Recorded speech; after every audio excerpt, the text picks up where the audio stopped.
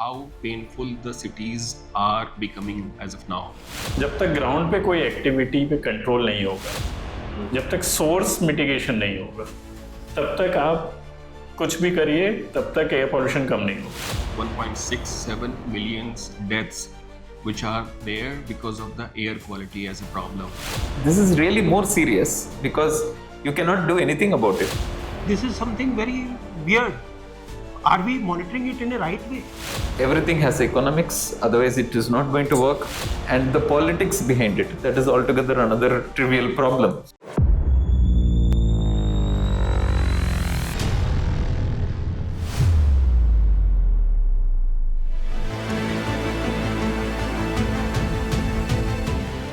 दोस्तों, GT log podcast के इस एपिसोड में एक बार फिर आप सब लोगों का स्वागत है। आज हमारे इस पॉडकास्ट में हमारे साथ दो एमिनेंट गेस्ट हैं और हमारे को होस्ट भी साथ में हैं। हमारे गेस्ट में आज श्री कुमारस्वामी जी हैं। Shri basically programme director clean air action under sustainable cities and transportation, जो कि WRI एक वर्ल्ड रिसोर्स इंस्टीट्यूट उसके अंदर ये एक संस्था है, उसमें कार्यरत है। और साथ में हमारे भावे शर्मा जो senior programme manager again WRI के साथ में है, और हमारे साथ में cohost none other than Shri Sandeep Narang sir हैं। आज का जो टॉपिक है वो बहुत ही अलग है और विशेष इसलिए है बिकॉज हम सब लोग इस चीज को कोरिलेट कर सकते हैं। आज का topic air quality in sustainable cities, इससे हम लोग कोरिलेट करते हैं। Shri, we have lot of questions for you. maybe I think the questions which are related to us as a normal human being, where we breathe, we eat, and we live in the cities. And when we look at the overall ecosystem, we look at how painful the cities are becoming as of now. When we look at some data or facts, I can tell you some numbers. So we have, let's say, almost like 1.67 million deaths which are there because of the air quality as a problem. When we subdivide this number into per day base, almost like 4.5 to 5.5 deaths on daily basis. On the total death number that we see in India, almost like 17.8% deaths are because of the air quality. And this is how we can understand how grave this problem is. Now, coming back to this part, we'll be discussing this issue in a more like free flow manner. We'll have certain questions. You can also ask certain questions. I'm sure like Sandeep sir will have more questions than me also in this area. And then maybe I think we need to look at how the policies which are basically assisting different level of organizations or the governments in terms of taking care of the cities as well. When we look at the city, maybe I think the first question that comes to my mind, Sree and Bhavay, is how we look at the development of the newer cities which takes care of the air quality in their fundamental design aspect. You being the urban designer yourself, Sree, you can understand this pain point maybe more than anyone else because you look at it from the designer perspective. You are an architect, you have studied in SEPT as a urban designer. This question is very much like relatable and maybe concern to all of us. Over to you. Thanks for having me here. It's a honor, pleasure to be here. If we think about cities, I think the cities are very such a complex entities which has evolved over so many factors, and the normal life in cities, knowingly, unknowingly, it is the way we live is affected by the way the city has developed, right? That means it has a profound impact on our life, the way we live, our health, our well-being, our mental health. So a lot of this is related to the way the city has developed and the functioning. So one of this is air quality. You said that how it is really causing so much of mortality.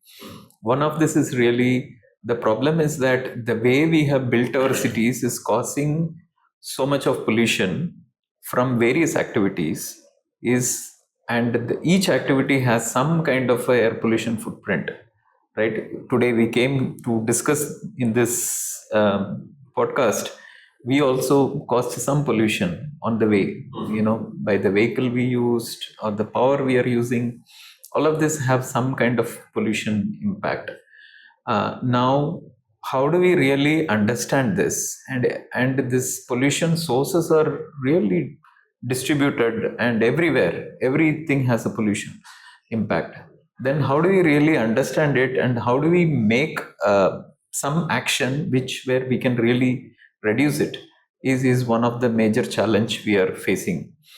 And especially in Indian context, we are really developing. We are in the the whole urbanization trend, and we are going to continue to urbanize for another, at least in our life, we are going to see the urbanization keep growing. Yes. And this trend is going to continue, right? So then if we don't take care of this environmental concerns, air quality being one of we have reached a kind of a situation that we cannot take more, right? If you're not addressing this, and if you're not addressing it in the way we are planning, developing and managing cities, then we are going to really affect our health for irreversibly, and for our future generations, right? So the most important thing is that how do we really understand this, and this becomes a kind of a bottom line for everyone who is involved in taking decisions around this.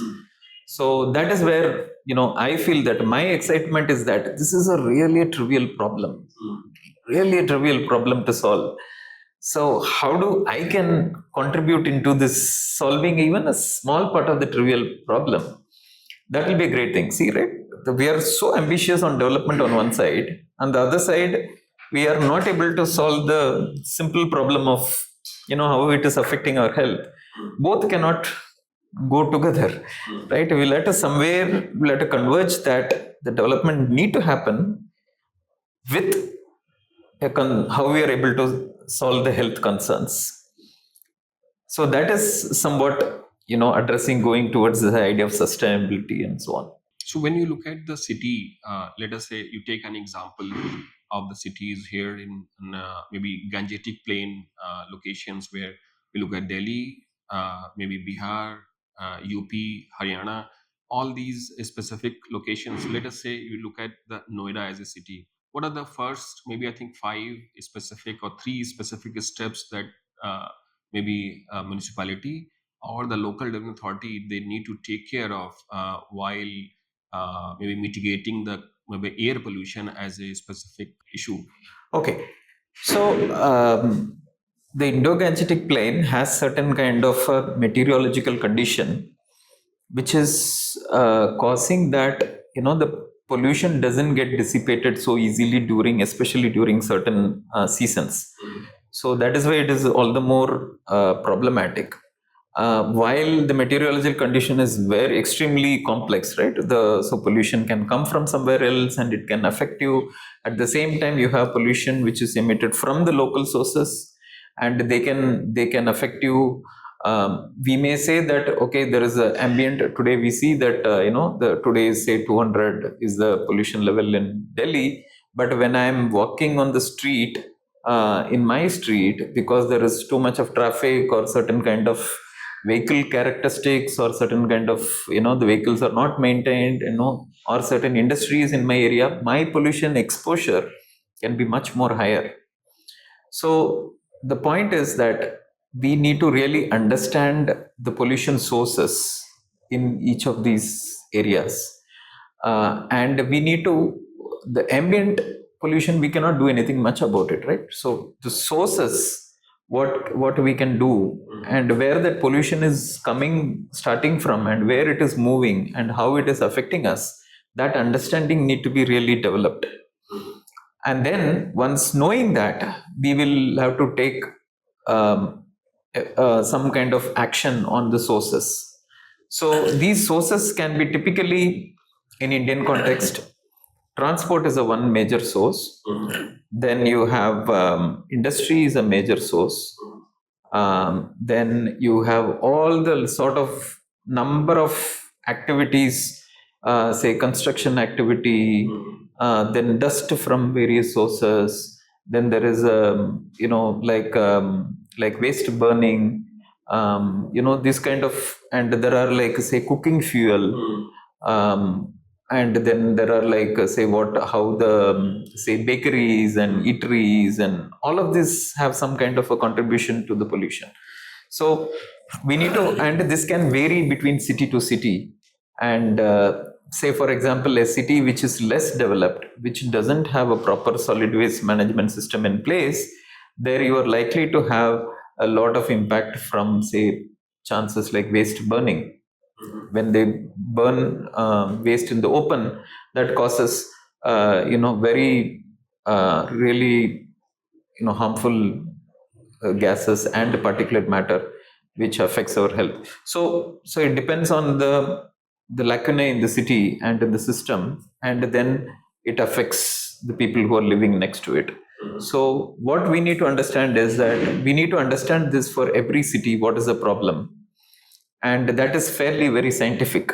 There is a whole process to it, how to understand, how to collect samples from the sources, and also data from the monitoring of the ambient air quality. And during various seasons this need to be done, and therefore then you will know where this particulate matter is coming from, right? So today, from the current understanding, particulate matter, especially this very small particulate matter, what we call it PM 2.5, that is microns PM 2.5. That means almost 1/25th of our hair diameter. So that much small particle which we cannot see, but they can directly reach our lungs. And it can join our bloodstream, it can affect our brain, it can affect our vital organs. So we need to really track this PM 2.5, how it is emitting from various sources.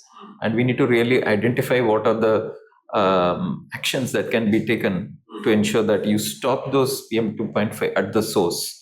This need to be done for every city, every urban area. And the problem is that these areas, air doesn't have a boundary, right? Air will go across the administrative boundaries. So then these kind of particulate matter can travel from very long distances, from hundreds of kilometers. It can be reaching you. So then we need to know where it is coming from and how it is getting dissipated. And all this understanding is required so that we can correctly take action where it need to be. And then the other next part is that these actions are very difficult, because each pollution source is related to some kind of livelihood and life of people, and people who are the way they are living, the kind of vehicles they use, and so on. So that makes it much more tough, because we need to change that, and that would mean a lot of efforts to there's a lot of finance involved in it, and figuring that out is a major challenge. How to make the people not get affected in their livelihood. At the same time, we should ensure this pollution is stopped. Is there a gap between the populace understanding of the severe life, like we all have this knowledge about air quality life index, and how lives are being shortened. So is there a gap between the understanding of local population about the severity of this crisis? This is a question. And if yes, I know it's a yes. So if yes, what are we doing? Why this news is not getting as a viral news? I will give you a small example.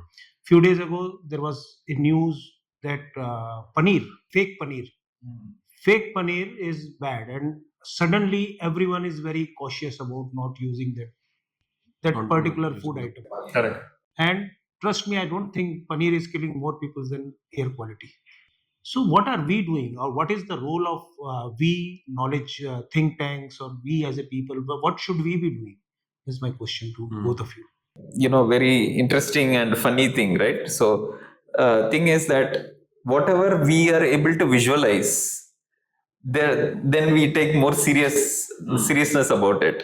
Or the, say for example, water, if you're able to see some contamination in the water just by looking at it, right, you would want to see if there is some dust in it. You will not drink the water. Similarly, food, if you eat a little bit of food, something problem in the taste, you will realize that through your senses, you realize that something is wrong, I should not be eating it. But in the case of air, it's involuntary. You cannot do anything about it. You will see that you can feel that there is pollution, and more everywhere it is there, right? Wherever you go, you feel that pollution, but you don't have any other option. So you don't have any other option, unlike water, food, or any other environmental concerns. So this is really more serious, because you cannot do anything about it. As a single person, you can hardly have control over this problem. So this time a little bit of topic, air pollution as a topic came into the picture. So आपके answer, so I'll switch between English and Hindi. हाँ, तो आपके answer के लिए now air pollution जो है, like she mentioned, so it's a particulate matter जो बहुत ही छोटा कण है जो डिपॉजिट होता है लंग्स में जब हम सांस लेते हैं, एंड ये इसका इम्पैक्ट जो आता है ये ओवर द ईयर्स आता है, इट्स नॉट सडन ट्रांजिशन. तो जैसे आप फेक पनीर की बात कर रहे थे, या फेक दूध भी आता है, आप उसमें ऑयल मिला रहे हैं, पेस्टिसाइड मिला रहे हैं, कुछ मिला रहे हैं, वो आपको पता चलता है, डायरेक्ट पता चलता है, बट इसका इम्पैक्ट जो है वो ओवर द ईयर्स आएगा. तो जब ओवर द ईयर्स आएगा तब आपको पता नहीं चलेगा कि इसका इम्पैक्ट अंदर क्या हो रहा है. इट्स जस्ट लाइक कैंसर, आपको पता नहीं है अंदर क्या हो रहा है, लेकिन इसका इम्पैक्ट आ जाएगा आगे जाके. देन जब हम बात करते हैं एयर पॉल्यूशन की, अब एयर पॉल्यूशन की सीवियरिटी भी चेंज होती है. कुछ टॉक्सिक पार्टिकल्स होते हैं, जैसे PM 2.5 की बात हम कर रहे हैं, आगे जाके PM 1 भी आएगा क्योंकि वो अल्ट्राफाइन में आ जाता है. देयर आर अदर गैसेस, हमारी जो सल्फर डाइऑक्साइड है या नाइट्रोजन ऑक्साइड्स हैं, तो वो गैसेस भी हैं जिनका इम्पैक्ट आता है. अगर आपकी नॉक्स ज़्यादा बढ़ जाती है तो ओजोन जनरेट होता है, सेकेंडरी ग्राउंड लेवल ओजोन. उस ग्राउंड लेवल ओजोन से हमारी हेल्थ पे और भी ज़्यादा इम्पैक्ट है. तो अभी समर है तो उसमें ज़्यादा आपको दिखेगा कि ग्राउंड लेवल ओजोन बढ़ गई है.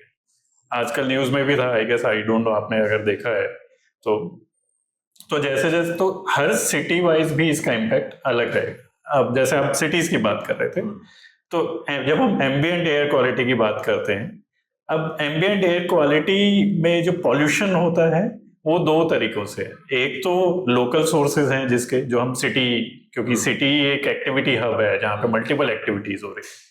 देन कुछ एक्टिविटी सिटीज के बाहर भी हो रही है, चाहे वो डिस्ट्रिक्ट में हो सकती है या दूसरे स्टेट में भी हो सकती है, या तो थोड़े रीजनल वाइज भी आ सकती है.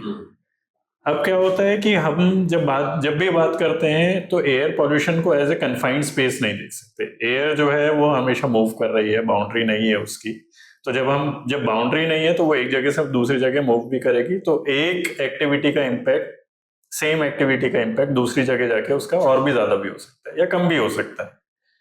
तो जैसे मैं पराली, यूजुअली जैसे ही विंटर आती है तो हम सडनली एकदम जाग जाते हैं कि पराली जल रही है. पराली का इम्पैक्ट जो है खासकर इंडो गैंजेटिक प्लेन में जब आता है तो वो कुछ समय के लिए ही होता है, लेकिन उसके बाद जो है बाकी आपके लोकल सोर्सेज है. अगर हम दिसंबर, जनवरी, स्पेशली फरवरी की बात करें तो स्पेशली इंडो गैंजेटिक प्लेन में वो उसका इम्पैक्ट आपको लोकल सोर्सेज का ज्यादा दिखेगा. तो अब उस पे कैसे कार्य करना है, उस पे उन एक्टिविटीज को कैसे देखना है, लाइक श्री मेंशन की मॉनिटरिंग बहुत जरूरी है उसके लिए. तो मॉनिटरिंग से हमें पता चलता है, वो एक टूल है कि कितना पॉल्यूशन जनरेट हो रहा है या कितना हवा में पॉल्यूशन है. पर मॉनिटरिंग एक जस्ट टूल है. उसके अलावा जब तक ग्राउंड पे कोई एक्टिविटी पे कंट्रोल नहीं होगा, जब तक सोर्स मिटिगेशन नहीं होगा, तब तक आप कुछ भी करिए, तब तक एयर पॉल्यूशन कम नहीं होगा. तो उसके लिए ही आपको सिस्टमेटिकली आइडेंटिफाई करना होता है कि कौन से सोर्सेज हैं जिन एक्टिविटीज से ये पॉल्यूशन या एमिशन हो रहा है. देन आप वो देखते हैं कि वो एक्टिविटीज में क्या चीजें हैं जिसको हम ठीक कर सकते हैं. तभी ये जाके आपका एयर पॉल्यूशन कम होगा, नहीं तो अदरवाइज हम देखते हैं जैसे एयर प्यूरिफायर है, वो रूम के लिए अच्छा है, लेकिन अगर आप बाहर लगा देंगे उसको ओपन स्पेस में तो वो काम नहीं करेगा। तो कुछ चीजें ऐसी हमें, इसलिए हमेशा जब भी बात करते हैं तो हम सोर्स प्रोफाइलिंग, सोर्स पे काम करने की बात होती है, क्योंकि आप एक्टिविटी पे जब तक काम नहीं करेंगे तब तक मुश्किल है उसको कंट्रोल करना। Again, a follow up to this discussion. How does a common man or person understand pollution, air quality index? अभी न्यूज़पेपर्स में, दिल्ली के न्यूज़पेपर्स में आ रहा है कि 6 नए CAQM लगाने वाली है Delhi government, and they are saying they are putting those CAQMs in a area where the air quality is good on those greener patches, so that overall AQI of Delhi जो 30 odd के साथ अब इनके साथ मिलेगा, it comes down. So please explain this. We won't be critical of anything, but this is something very weird. Are we monitoring it in a right way? क्या हम इसको राइटली मॉनिटर कर पा रहे हैं? तो जब हम मॉनिटरिंग की बात करते हैं तो सेंट्रल पॉल्यूशन कंट्रोल बोर्ड है, उसकी गाइडलाइंस हैं, जिसको स्टेट पॉल्यूशन कंट्रोल बोर्ड या कोई भी म्यूनिसिपल कॉर्पोरेशन या सिटी जो है, जब भी मॉनिटरिंग इंस्ट्रूमेंट्स होते हैं, इंस्टॉल होते हैं, उन गाइडलाइंस को फॉलो करना जरूरी है। उसके बिना वो कहीं भी इंस्टॉल नहीं कर सकते। तो उसमें डिफाइंड है कि आपका एरिया किस टाइप का होना चाहिए, वहां पे कितना गैप होना चाहिए ट्रीज के बीच में या इंस्ट्रूमेंट और ट्रीज के बीच में, आसपास कुछ अड़चन तो नहीं है, कितनी हाइट पे होना चाहिए, तो ये सारा डिफाइंड है। तो आई गेस जो भी सिटी या जो भी म्यूनिसिपल कॉर्पोरेशंस हैं जो इंस्टॉल करते हैं हमारे देश में, तो वो सब जो है सेंट्रल पॉल्यूशन कंट्रोल बोर्ड की गाइडलाइंस को फॉलो करती है। एंड वो सेंट्रल एजेंसी है, सेंट्रल पॉल्यूशन कंट्रोल बोर्ड, तो आई गेस उन्होंने डिफाइन जो करा है गाइडलाइंस वो काफी अच्छे से बनाई है। अब ग्राउंड पे चेंजेस हो सकते हैं कि उसकी समझ जो है इंस्टॉल करने वाले की वो कैसी है, लेकिन आपको फॉलो वही करना है, और अगर फॉलो नहीं कर रहे हैं तो वो गलत है। I think the monitoring what is happening is good. The network, the government is trying to put more sensors and trying to build the network more stronger. I think that is good. But the real gap is how we use the monitoring data. There is a big distance between having this data and you need really the scientists to analyze it and so on, and then using that data to really to action, to do real action on the ground and to see how is the action is really valid or not, is it really working or not, is it really reducing the pollution or not. That kind of an understanding is the biggest gap. That is what is really lacking. So whether knowing that how the data is consumed and how it is made more simplified, and you asked about the ordinary layman, how they can really consume the data and plan their everyday activities. That is where the biggest problem is. So at Jaipur, and we will shift to construction emissions or the work we do on clean air or clean construction also. So there was a project very near to within the heart of Jaipur. You remember? Yes. And there was a monitoring happening over there. And another 2 kilometers from there was the CPCB station over there. And CPCB station was at Jaipur main big road, the road where the traffic was so high. So we were seeing the delta. Hardly 600 meters from that station was the project, and project delta was huge. So at CPCB was showing PM 2.5. I don't remember the exact value, to be at least 5x from what you are recording at project site. Why I'm asking you this is because this delta creates a fear among the other people who are monitoring on their own, whether they are using low cost sensors, which might have a 5 to 10% variation. I agree with that, but is there some way out of it where this delta ordinary people should get terrified by this delta? That's the question, and that's the reason why I asked you about monitoring at right places. Good. I remember when we went there and suddenly we saw the readings, and the readings were pretty high at that CPCB monitoring station, but it was not high at the construction project site. Now, there are various reasons just to identify that. So, like I said earlier, there are local sources and there are sources that are coming from outside the city. Now, the local sources are also within the city. They could be at city level, they could be at neighborhood level.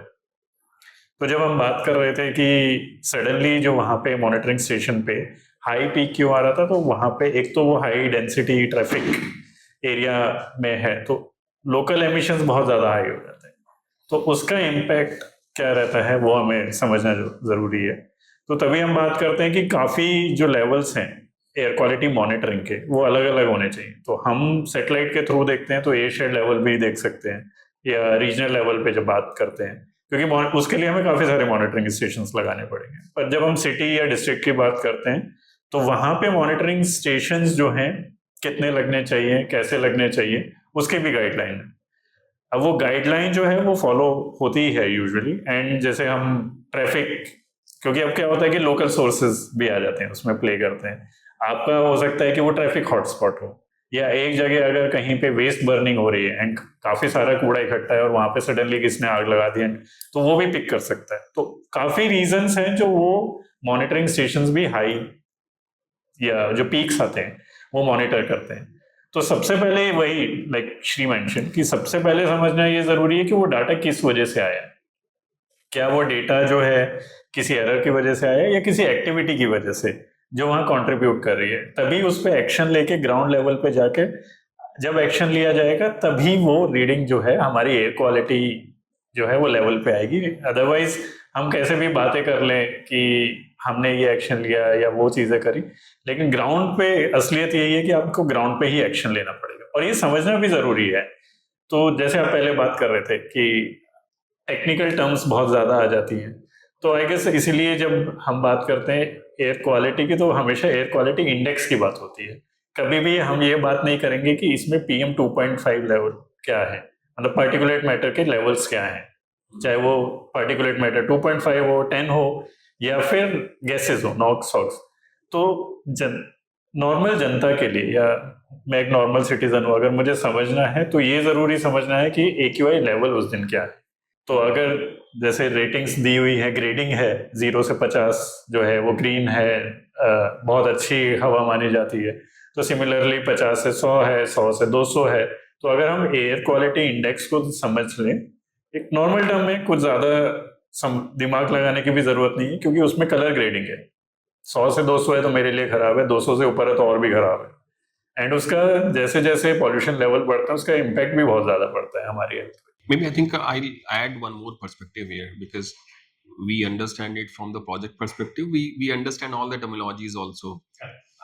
So I think for the maybe I think for the viewer perspective, they may also look at it from the maybe I think knowledge base or awareness perspective. So one more point in terms of, so let us agree to this point that there is an issue and the issue has to be resolved. So I always have a firm belief that if there is a issue which is existing, then there has to be some business opportunity for the entrepreneur, right? In most of the cases we don't see much of the entrepreneurship happening in this particular area, except the air purifier or maybe some specific other areas. For example, Sri, you mentioned the awareness component. I think we all have been discussing this part as well. Why don't we have a maybe an organization which can develop a very affordable monitoring devices? Maybe I think that is one area where we can look at the opportunity. The second area, maybe uh, we do not see much of the maybe organization or any organization per se which aggregates the data which is related to maybe I think human health. There are a lot of hospitals who have such data. There are a lot of maybe wearables or wearable devices. For example, we see the fitter, we see the watches, and so many other such devices which collects the data, but nobody shares that data. I'm sure that the government also doesn't ask such data from those manufacturers, and that is where we see the analysis or maybe the specific information which the user can understand is missing in this domain. uh, PM 2.5 is fine. But if I go outside from this building, we see, let's say, 200 or 100 PM 2.5 level. When we come inside, we see 50. And that is the basic way of communicating to the people. People should understand that when we go out, there's a PM level higher, whereas inside that is a lesser. And that is where we see neither the device manufacturer, all the devices which we see, and we talk about the reliability of the data, they are very costly, maybe above 50,000 or so, right? And then I think anybody, if you ask a normal citizen, anything which is above maybe I think 10,000 is not something that they will afford until there is a specific essential requirement or a special purpose that some appliance is solving. So it is not under the affordable category. Neither the data which is available, they are all distributed, not they are there for being used for the public awareness purposes. So the question is, why don't we have an ecosystem? Because you all have been working in the policy area for long. Why don't we create the ecosystem where the newer or new age companies or the businesses, they can come up and being nurtured by the bigger organizations or the government? Absolutely. I think this is it's a fascinating space. So much is waiting to be solved, right? Through like only through data, like what you said. So much of it's a huge market waiting to be taken up. For instance, just imagine if we are able to really create data which can help people to make better decisions of their daily lives. This kind of data is already happening. This kind of thing is already happening in the US and in the Europe. There are companies who really collect a lot of data from the ground of the very local pollution sources, and that kind of a grid across the cities that helps people to decide where they want to buy their houses. And there are places, evidences that where the hotspots, pollution hotspots, has seen real estate fall. So this is a huge, you are bringing a new understanding of layer of understanding onto people behavior, and they want to take their decisions. This is one example. Now say for example, now I have finished my house. I'm moving into a new house which is newly done, interior design and newly finished, but there is so much of VOC and so much of pollutants, indoor pollutants are coming into because of the construction activity, for instance. So I don't have any way to understand what is the pollution in my finished building, in my new neighborhood, in my surroundings. Is it my right choice I made or not? So there is so much of real world understanding which I need to understand, but I don't have means to do that. So there is there can be, so it is up to the market to solve this, right? There is so much a problem to be solved in people understanding what need to be done. Another thing is, say for example, I'm buying a type of a vehicle. How much the most pollution it can cost also, it is to my people, to my family, right, who is getting exposed to my own pollution. So how do we really understand this? How do we really take some kind of action around it? So many understanding need to be brought into our daily lives in terms of only on data. So there can be so much of the technology and the equipment can do to solve this. And pollution is everywhere, and everywhere you need to do this some kind of action to trap the pollution or reduce the pollution, or the way we do the activity itself need to change. For another example is EV is another major example. Now the EV is set to change our whole automobile industry, and the whole supply chain and the skills, and it can create so much of green jobs. So that is the future, right? So this kind of new businesses which are more clean and which is involved in making products and processes and solutions which are clean can really change, and this is where the world is going towards. And in long term, this can make good job opportunities. At the same time, it also can help the environment. So this is where I would say where we should look for, what the entrepreneur should look for, what are those problems we can solve, which is going to have a direct impact on the environment and on the health. And at the same time, it is also picking the trend. The global trends are happening already. How to bring those trends to India and really solve some of these problems for our local people. This is what we should be looking at. So just to add one or two points, see, there are innovations happening in this sector, and there are startups or people, new businesses who are actually engaging in activities which actually leads, or providing services which actually leads to reduction in air pollution. Industries is one of the main examples where, MSMEs, they don't have that much technology, or they don't understand that much, they don't have manpower, let's say, but they want to reduce emissions. So there are many ways they can reduce. There are opportunities in the processes itself. There are opportunities at the stack emission level also. You can capture or reduce stack emissions at that level. So there are multiple opportunities, like Sree mentioned, EVs. Now, electric cycles is one of the examples I can take. Because you can't take, cycle to a long distance in high heat, then you might as well travel, through bicycling. So there are ways, already things are happening, but obviously air pollution is such a vast topic, and it doesn't happen through just one activity. It is happening through multiple activities. There are so many sources. So unless you counter or you work at each activity level, then it will take time otherwise. So talking about entrepreneurship or the skill part. So we will go back to the point zero. Now, I wish we have lots of viewers for our podcast who are students or upcoming technocrats. Now, Sree, you are an architect. Bhavay he has a master's degree in natural resources. You both are leading the air quality work. So I have 3 or 4 questions. I want you to answer them as comfortable to you.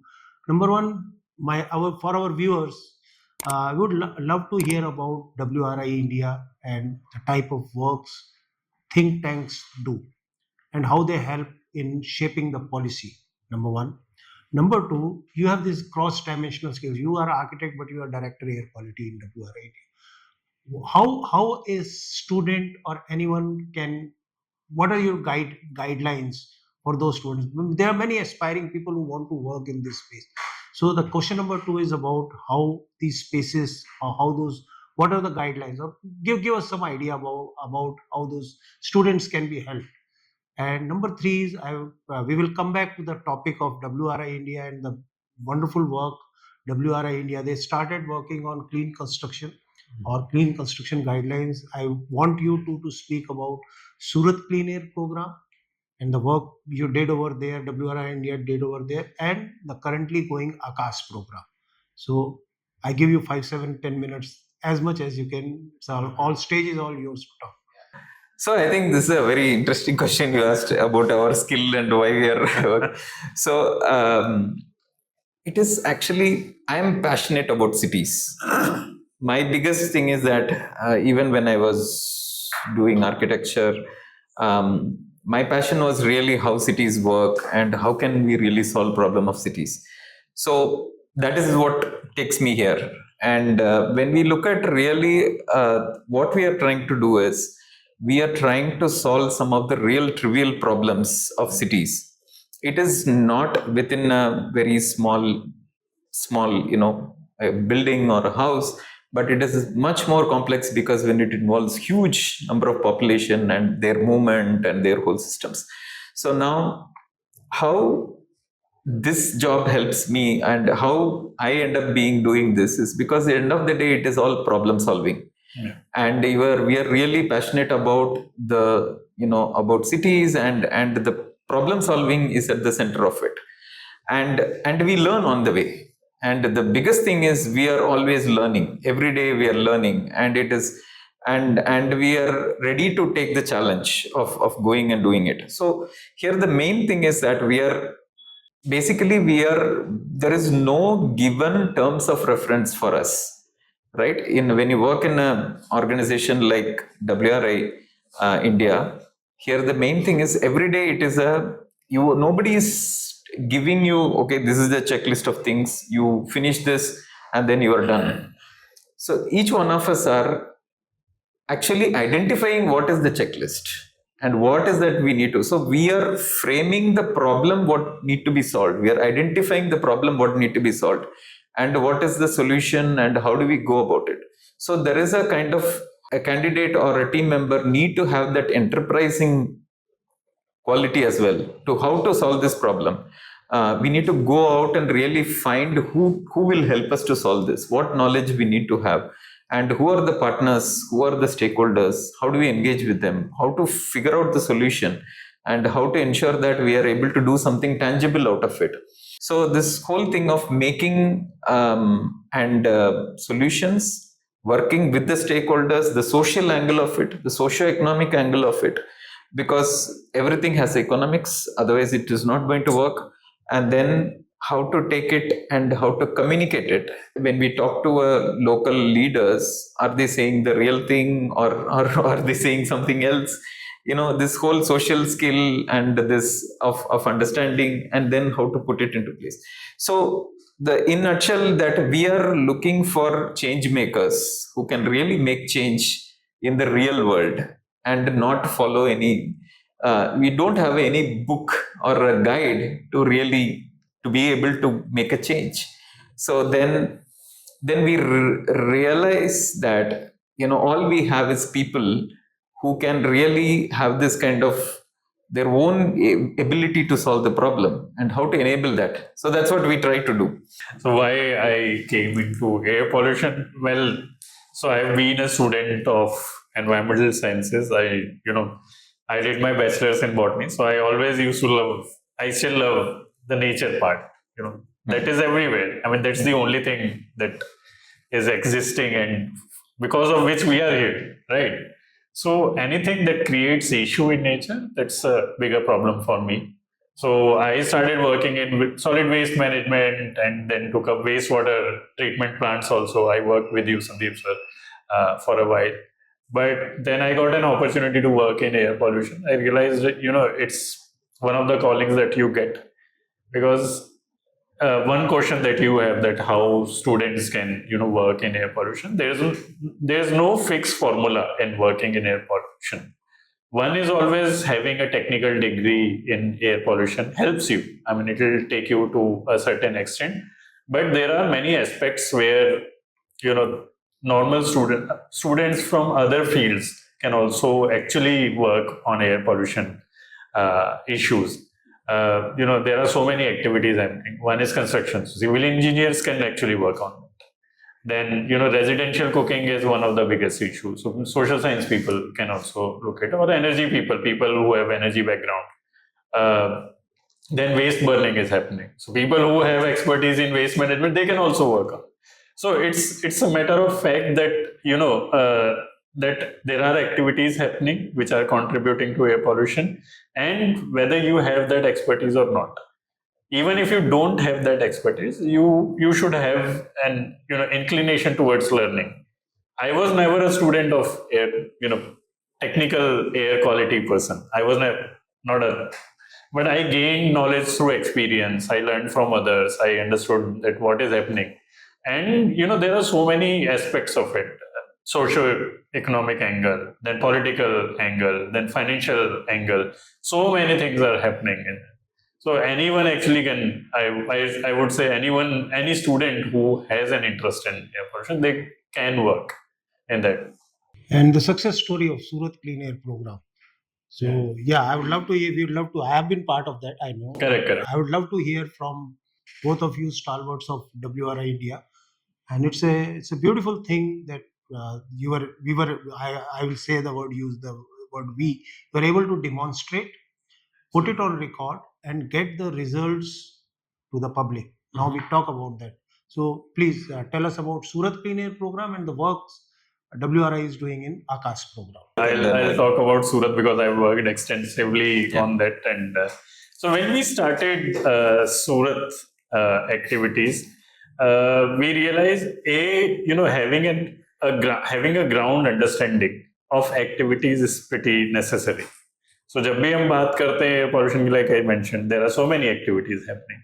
But जब तक आप ground पे जाके समझोगे नहीं कि कौन सी activity कितना कंट्रीब्यूट कर रही है, उसमें स्टेक होल्डर्स कौन कौन है, उनके इश्यूज क्या है, उन इश्यूज को कैसे सॉल्व करा जा सकता है, तब तक आप एयर पोल्यूशन पे कंट्रोल करना मुश्किल। सो वही स्ट्रेटजी जो है हमने अपनाई थी when we started working in Surat. So at that time doctor Ajay Singh Nagpure was there. So we actually used to conduct a lot of stakeholder engagement, consultations, workshops भी हमने करी just to understand कि actual में issues क्या चल रहे हैं सूरत में. Then within those consultations we identified that because Surat is a big textile hub, तो वहाँ पे टेक्सटाइल इंडस्ट्रीज बहुत ज़्यादा है, तो डाई इंडस्ट्री बहुत ज़्यादा है, तो वहाँ पे बॉयलर काफ़ी यूज होते हैं which use coal. Similarly waste burning एक उस टाइम थोड़ा इशू था कि वहाँ भी वो निकल के आया था। बट कंस्ट्रक्शन, जब हम कंसल्टेशंस कर रहे थे तो we identified that construction is one of the sectors where construction industry they have an understanding कि दे पॉल्यूट, वहां से डस्ट एमिशंस हो रहे हैं, व्हीकुलर एमिशंस हो रहे हैं या दूसरे VOCs एमिशंस हो रहे हैं, दे have an understanding but they never had an understanding on कि अब इसको रोक कैसे सकते हैं, what are the rules and regulations through which it can be controlled, which are the technologies through which it can be controlled, processes में कैसे उसको कंट्रोल कर सकते हैं, वो अंडरस्टैंडिंग नहीं थी। So I guess you were there, you've been part of it for such a long time. So when we reached out to CREDI Surat and we were in discussion with them. So we got an understanding कि अब इसके लिए कुछ तो करना पड़ेगा। I mean, it's a huge body. Similarly, I mean, there are so many cases in other cities and other states that, people don't even know कि ये किस वजह से हो रहा है and इसको कैसे कंट्रोल कर सकते हैं। So वो awareness and understanding नहीं है। So we created that understanding. So in consultation with them, you were a bigger part of it, with Surat Municipal Corporation and local architect body, builders body, real estate body, we consulted all of them. So we identified कि इसमें क्या क्या action point होने चाहिए, किस किस activity से कहाँ कहाँ पे किस लेवल पे एमिशंस हो रहे हैं, देन उसके लिए क्या क्या कर सकते हैं. So that is when we developed that handbook of clean construction practice. So we were not able to identify. Then we realized कि when we developed that handbook of clean construction practices, वो काफी technical थी. अब ground पे काम करने वाले लोग जो हैं वो साइट इंजीनियर्स हैं, लेबर्स हैं. उनकी अंडरस्टैंडिंग के लिए when we took that handbook to ground, तो हमें रियलाइज हुआ कि नहीं, ये उनके लिए काम के नहीं है, क्योंकि हर एक छोटी छोटी एक्टिविटी के लिए उनको कंसल्ट करना एंड वो टेक्निकल लैंग्वेज को समझना वो मुश्किल था. So that is where we developed one another simpler version of that, a manual of clean construction practices, which was much more simpler, pictorial. उसमें हमने दिखाया कि अगर आप ये एक्टिविटी कर रहे हो तो आप इसको ऐसे करोगे तो एमिशन रिडक्शन होगा. But there was still a gap कि अब हमने हैंडबुक बना दी है, मैनुअल बना दी है, but there was no conclusive evidence on ground कि अगर हम ये हैंडबुक एंड मैनुअल अगर हम लगाते हैं तो उससे कितना रिडक्शन होगा. So that is where we approach CREDAI Surat again and they have been pretty helpful to us. We wanted to hear from you and Akash from you. Akash is also a very beautiful program of WRI India in 10 cities, but we'll love to hear it from Sree. Yeah. So Akash is accelerator for cleaner actions. So basically this means how to help cities to identify actions which can really demonstrate improvement in the air quality. So basically it is there is a national clean air program, NCAP. Yeah, NCAP. So each city is given money to do the non-attainment cities where the pollution is high. So we are helping 10 cities across the country to help them to really identify solutions which are based on more scientific evidence. So exactly like what Bhavay was saying, that if अगर एक city में इतना construction activity चल रहा है, हर construction activity में if we can make that 70% reduction or 80% reduction in pollution, then it will make a substantial improvement in the air quality of the city. तो वो कैसा एक प्रोजेक्ट में और 5 प्रोजेक्ट में जाके करके दिखाएं कि ये पोल्यूशन कम हो रहा है, और उसको सेंसस लगा के वो से विंड आ रहा है, so down before wind and then down wind, up wind and down wind से you put sensors and you measure and see how the pollution is getting added into the atmosphere. So if we can reduce that 70-80%, then it makes a substantial difference in this. So this is what we are trying to basically demonstrate and help the government to make those right decisions where they should be putting their effort and putting their money. Similarly, there are many sectors, right? So for at least we are working on 5 major sectors. One is like clean construction, what we discussed. Then other is transport. Transport emission is one of the most problematic because a lot of PM 2.5 comes out from high temperature combustion, which is in every vehicle. So that means where is this biggest pollution is coming from? Then, for example, one is like congestion. When vehicle are not moving in the appropriate speed and they're idling, and then they emit more, then this is going to affect. So our cities are increasingly getting congested, and how to solve that problem, that's one example. Another example is freight movement. Freight in the sense our आप देखा तो फ्रीट vehicle जो है वो उसका pollution बहुत गुना ज्यादा रहता है हमेशा, क्योंकि उसका व्हीकलर कमर्शियल व्हीकल का ऐसा है कि ओवरलोड कर देते हैं और उसको मेंटेनेंस ज्यादा नहीं रहता है, मेंटेनेंस करते ही नहीं है। तो उसकी वजह से कैसा होता है कि वो पोल्यूशन होते रहता है। And we also see on the road, आप गाड़ी में जाते वक्त देखते हैं कि ये ट्रक से ज्यादा आ रहा है, बट कुछ नहीं कर सकते हैं, right? You don't take an action, you don't have any way to take an action. So this is a very problematic because that's livelihood भी, उनका जो भी रोटी भी उसमें कनेक्टेड है। तो how to change this, how to really solve this? And this freight is only increasing phenomenally, right? Increasingly e-commerce, rapid commerce, within 10 minutes you're getting delivery. So much of more transport is happening through the freight, e-commerce. How to then really help that to clean this whole travels which is made? So that is what, how to solve this, how to accelerate EV adoption in this sector, how to make travel more efficient. We don't keep doing up and down for every one packet of bread ke liye, so that how much pollution it creates. So how to make this travel trips more efficient? We can consolidate trips, we can aggregate trips, how to do that? All of these are some of the areas. Then public transport adoption is another major issue. Everybody takes their own own private vehicle, then it adds to them.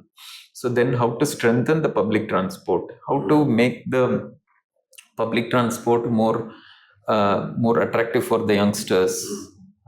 That's a much bigger problem to solve. These are some of the examples of transport.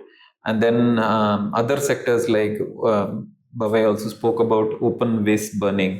क्या होता है, लोग जहाँ solid waste collection ठीक से नहीं होता है, लोग फेंकते हैं, वेस्ट को फेंकते रहते हैं. Traditionally we feel that fire is a purifying thing, but it is not actually. So it is actually polluting us, the person who is burning it, your family, the people who are living around. So how to stop this? It's a behavioral problem, right? And it is one at the individual level, it's a behavioral problem, and another level, how to help government to make a scientific understanding about it, right? Evidence-based understanding about it. So that is another problem which we are trying to help. It is not only stopping the burning, but also improving the entire solid waste management system itself. Only then you can really solve the problem. But how to make it happen in that industry? That means you'll have to change some of the processes in the industry, and some of the technologies they are using need to be changed. So this is where innovation is required. The industries are been functioning in a certain way for all the time. Doesn't mean that it is efficient. Now, how to bring in that efficiency within that? So they will also earn money better out of it. So how to make these kind of changes happening? Another example is bakeries. Bakeries are one of the example of, probably easy to, we should be solving it way more quickly, right? Because wood bakeries have a kind of an flavor in it, and all that is on the one side. But when you electrify an oven, you increase the production. You can produce much more types of varieties, and the quantity of bread also you can improve a lot, and at the same time you can make it very clean, and the emission can be reduced by 95%. So there is a major problem which can be solved, and so this need to happen. So we are trying to see how to help bakeries to convert to cleaner fuel, so that the impact of the fuel, impact of say wood burning, for example, we have seen in many places, it's not that pure wood they're using plywoods, painted plywoods,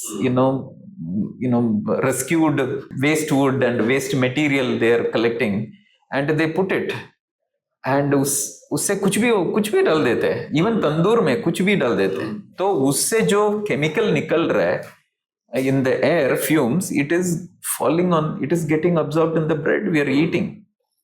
So this need to be really solved, and this can be solved if we shift to a clean. Even the machines that we are using, so whether they are cleaning the road from shoulders and edges or not, that is also one of the factors. If the road dust, as Sree explained, now the road dust somehow is getting into the stormwater drain. Whether you wash it, clean it, or if some rain happens, that's the road dust. So there is no study. I've been looking for that study of the silt collected from stormwater drain. What is the percentage of that silt which is road dust?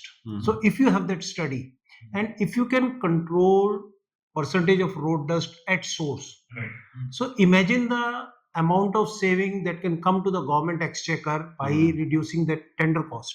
It's a huge cost. It's a huge cost. But somehow that study is missing from. I've been talking about these studies at few of the programs also, but this study is missing. Nobody is doing that study.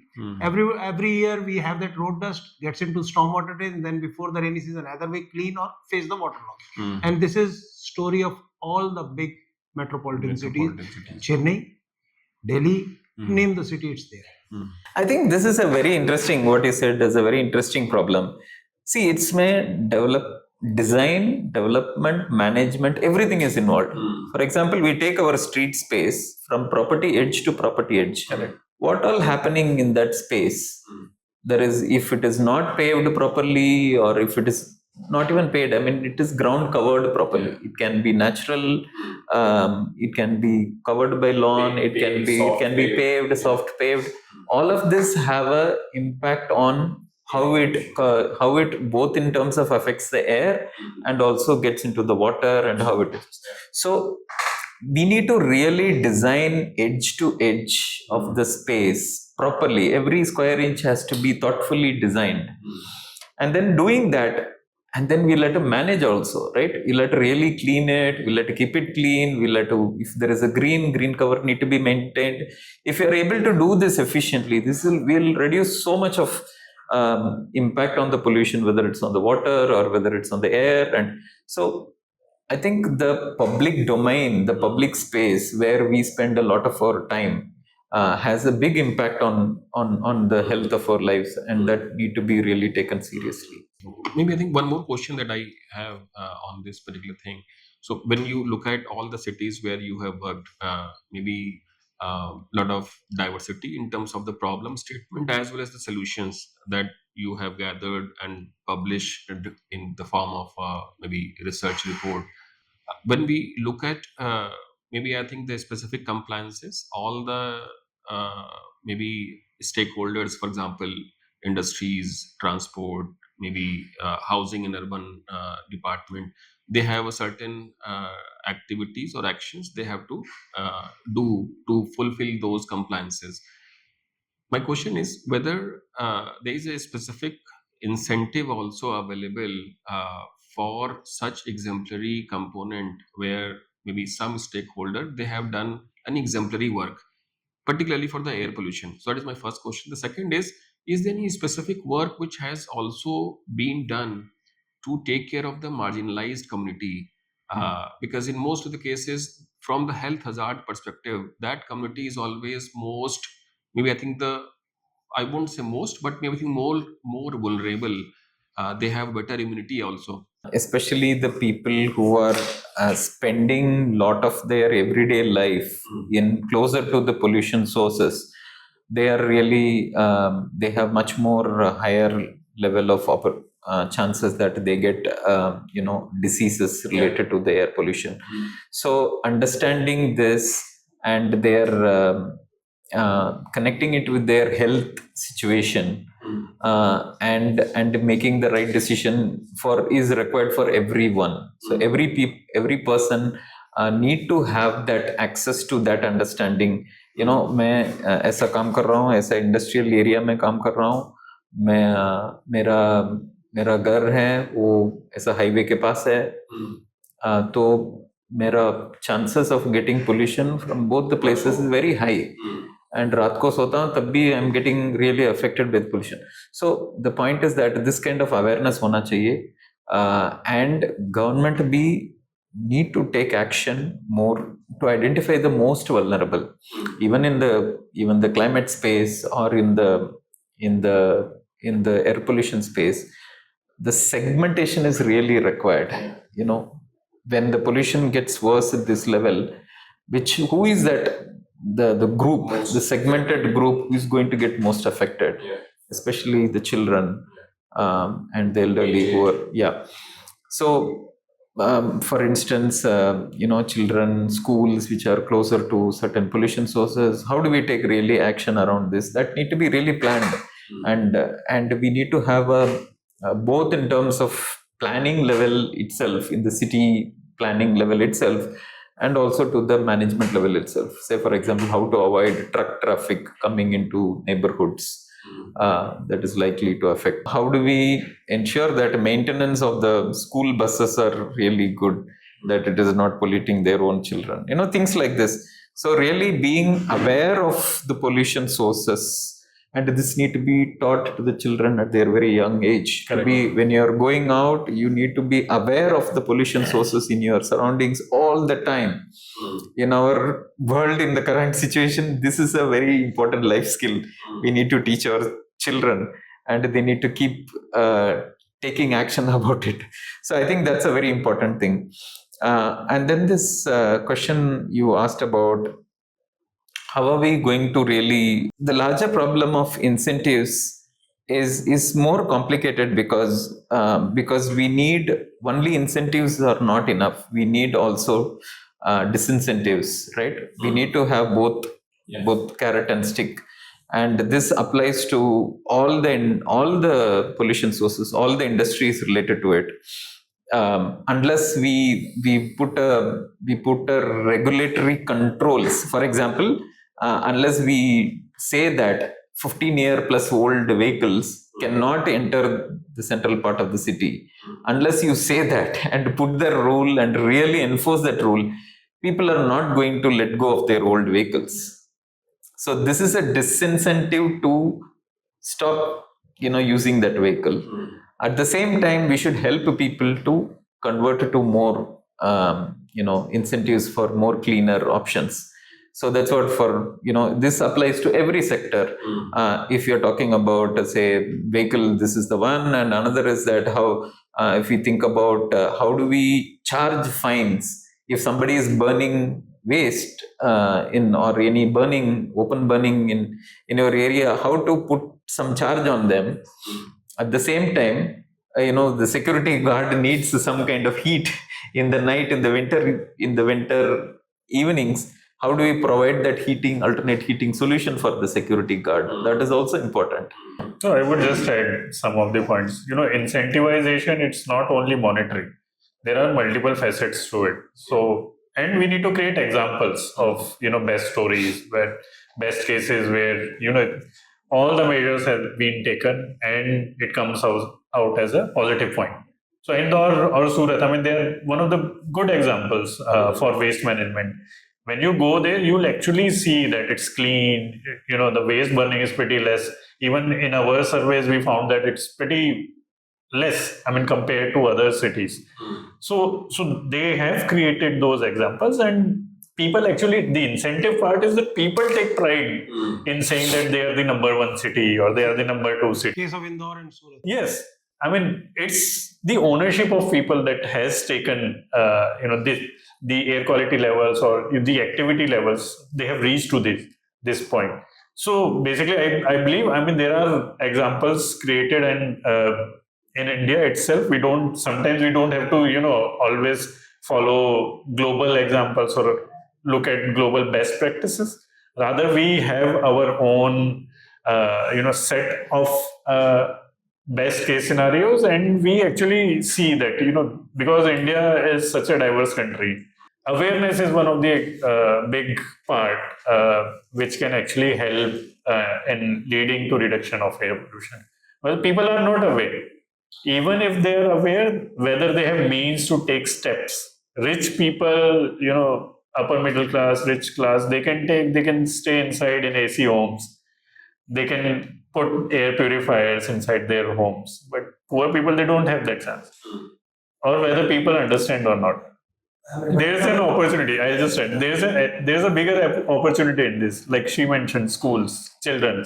If we can create zones around schools, the whole zone actually can be termed as a no less emission zone or less emission for school children. No car zone. Yeah. Car is just one of the factors. There are other activities that are happening within that neighborhood.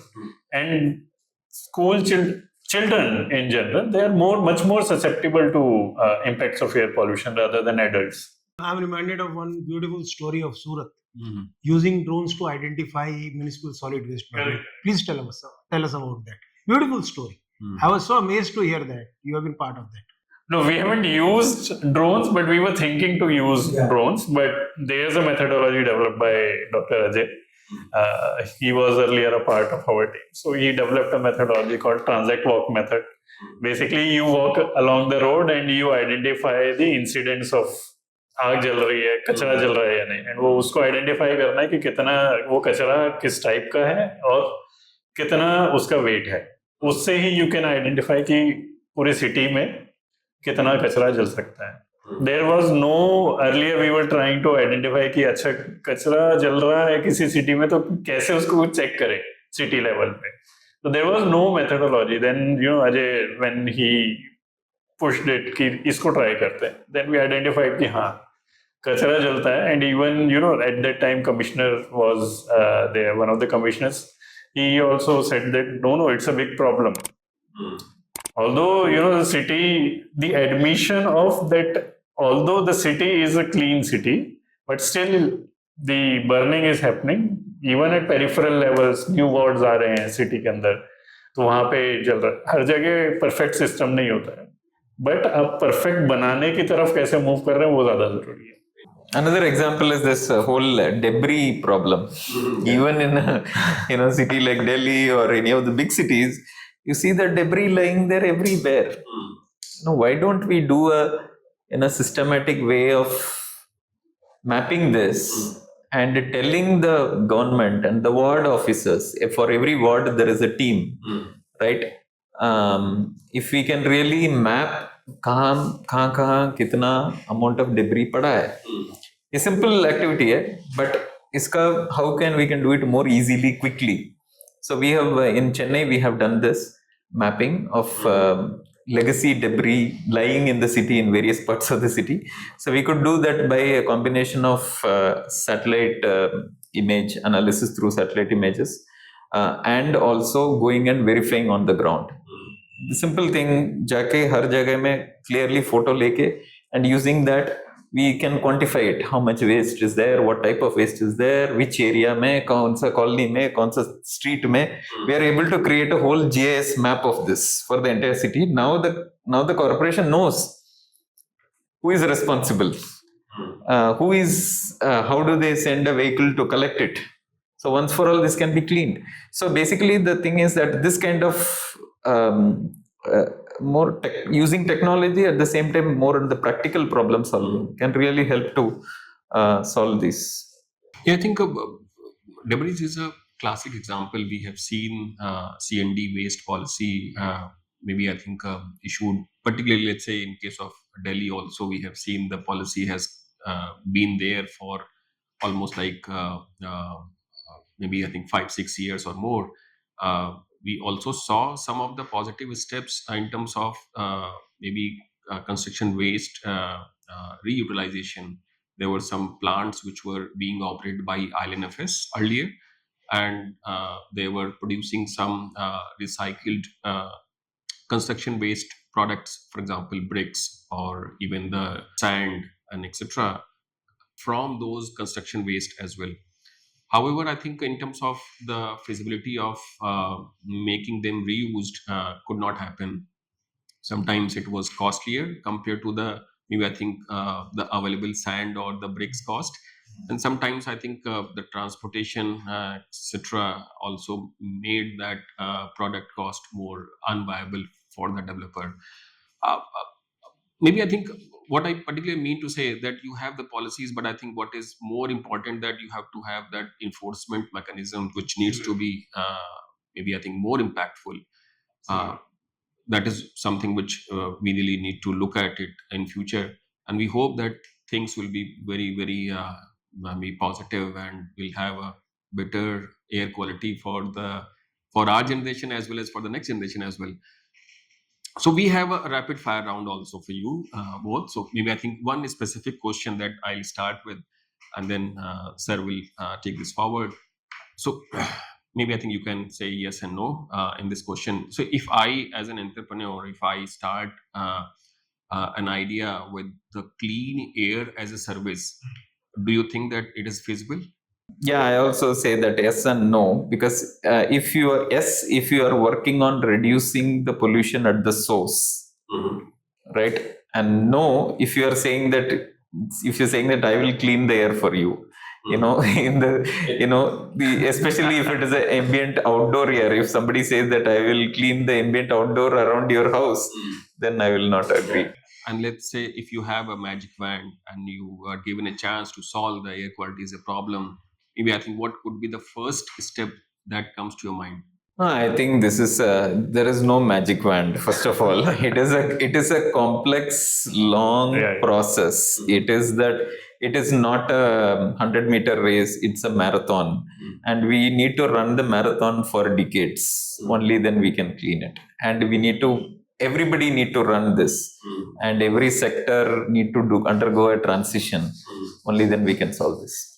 I know. Just to add, I mean, I know it's a rapid fire question answer, but just to add, if you see examples from other countries as well, they've taken decades. It's not like that it has happened in 1 year or 2 years. Even China, they did in a decade. I mean, although the system is different, but still they have taken. But they have done it in a decade. Absolutely, yeah. But if you take examples from Mexico or from US, a couple of decades. So it all depends on how you put systems, how you take actions on ground. There are so many other factors, but one action that can help clean air, indoor, outdoor. What personally will you suggest that one action? It can't be municipal solid waste segregation. उसके अलावा कुछ बताएं. No, I take public transport mostly. So metro is a win-win for me, and especially Delhi ke harsh weather metro, it works pretty well. Yeah, I also totally agree on the transport is one of the notorious at local level. I take a lot of try to do as much as walking. I live in Mumbai and public transport is excellent there, so I try to use public transport. So, if you have to describe air quality in India right now? One word. Scary, but at the same time, hopeful. Moving towards a better life, but it'll take time. And what is your all-time green initiative? Like usage of public transport, then not using plastic bags mostly. I take my own thela. So the last question of today's discussion is: Do you believe or do you strongly recommend that clean construction practices should be followed pan India? Absolutely. Absolutely. I think this is not only for reducing the environmental impact, it is for the survival of the construction industry itself. The way we are considering how much construction we are doing and how much construction we are yet to do, and if you were to really sustain this industry successfully to a developed nation, then we need to reduce the pollution, and not only air, all the forms of pollution. And once we have developed, it's irreversible, right? And the process of construction and also the end product itself, the sense, if we the way we develop our cities can aid us to keep polluting all the time. So if we have a spread out cities, we'll not be able to run public transport. We'll all the time we'll be using private vehicles. Then we'll continue to keep polluting. So it is that the process of doing it, and also the what we want to really leave behind for the future generations. Perfect. Thank you so much, Sree and Bhavya, for sharing your knowledge and wisdom with our audience. And thank you so much, sir, for asking so many great questions. As always, you have been so sportive.